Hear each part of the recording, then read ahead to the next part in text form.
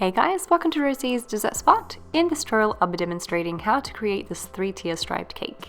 This is a video collaboration with British girl Bakes. Don't forget to check out her awesome striped cake video at the end of this one. I've used an 8-inch, a 6-inch and a 4-inch to construct this cake. This is my 8-inch cake and I'm filling it in with hybrid buttercream mixed with chocolate ganache. So it's rich, it's creamy and it's nice and easy to work with. Fill in your layers. I've used a spatula that I'm not really used to. Normally I use an offset spatula, so I work from the middle of the cake. Here you can see I'm working from the outside of the cake and layering on that frosting. Both methods work just fine. Some people might actually prefer this. I personally prefer working from the middle of the cake. Pop on a crumb coat all over your cake, starting from the top and then working your way down. This will trap in any crumbs and it'll make it a lot easier for us to start to build on the final layer of frosting. Go around with a bench scraper to smooth down the sides and then bring that lip of frosting to the center. Pop your cake into the fridge for at least maybe about 15 to 20 minutes. And in the meantime, work on your other tiers. This is a 4-inch. Notice how I've got a 4-inch cake board underneath the cake. Any other tiers aside from the very bottom tier needs to have a cake board underneath the same size as the cake. Follow the same steps, just constructing your cake, fill in the middle and then create a crumb coat. Clear up the sides, bring that lip of frosting to the center. I'm using the bench scraper for this. You could also use your spatula. Into the fridge she goes, and then the last cake, the middle tier. This is the 6-inch cake. The one before this was the 4-inch size. I've used pure ganache to fill out to create the crumb coat on the outside of that one, which is why it's a bit darker. After 20 minutes in the fridge, your frosting would have set nice and hard. Now you can pop on your last layer of frosting. This is some pink buttercream that I've used. I'll link the hybrid buttercream recipe in the little eye icon above, or you can find it in the description box below. Make sure it's a nice thick coat and then go around with your square frosting comb. I sell these on my website, also will be linked, until you have an edge that's indented and an edge that's raised. Fill in the indented spaces with a piping bag and a lighter shade of buttercream, and then smooth down the sides with your bench scraper until those two colors show through equally. Once you're satisfied with the pattern, clear up the top edge, pop it back into the fridge to set completely for another 20 minutes, and then in the meantime you can work on your other two cakes. This is a purple color and I created the colors by using gel food colors by Mericolor. Go around again until you have nice, neat, raised and indented areas. Fill in and then go around with your bench scraper, removing that excess and clearing off any of the light colored frosting. The very last cake was teal. I mixed a touch, just a smidge of yellow into my blue to create this tealy looking color.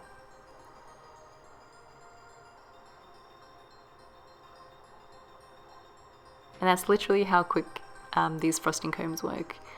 So it only takes about 15 seconds to get that nice, clean, raised area. Also comes down with practice anyway. And then go around, smoothing it down.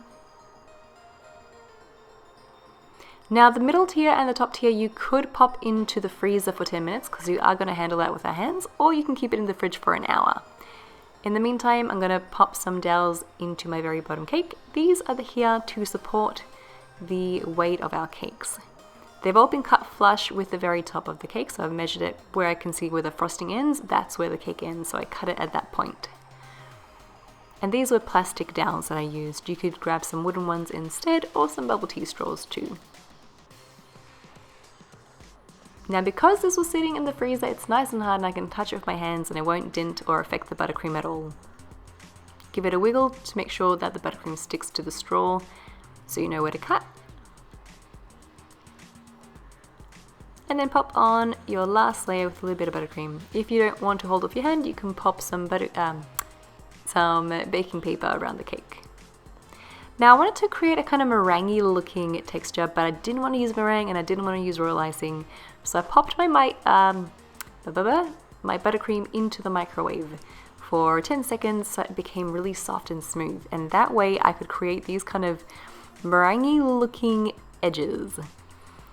And I literally just danced my spatula over the buttercream, pulled away from it so it had like a peak, and recreated this for the middle tier and also for the bottom tier as well in purple.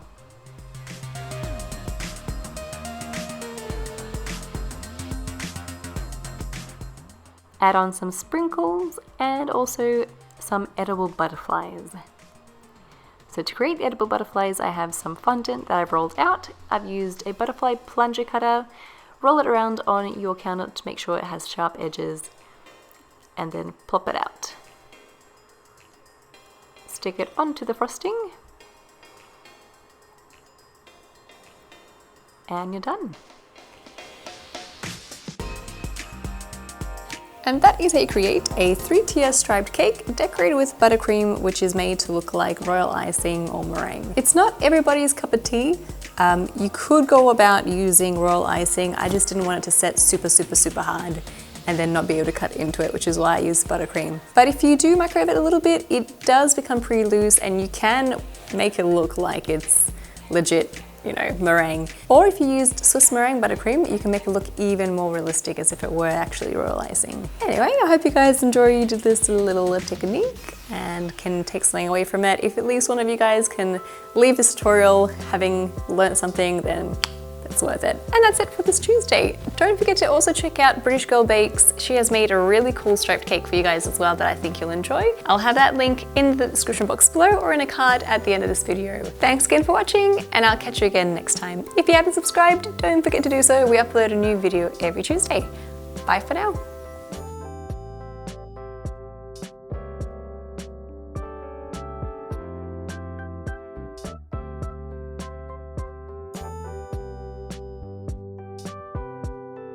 Decorated with buttercream to look like meringue, some sprinkles, and some fondant. Fondant butterflies.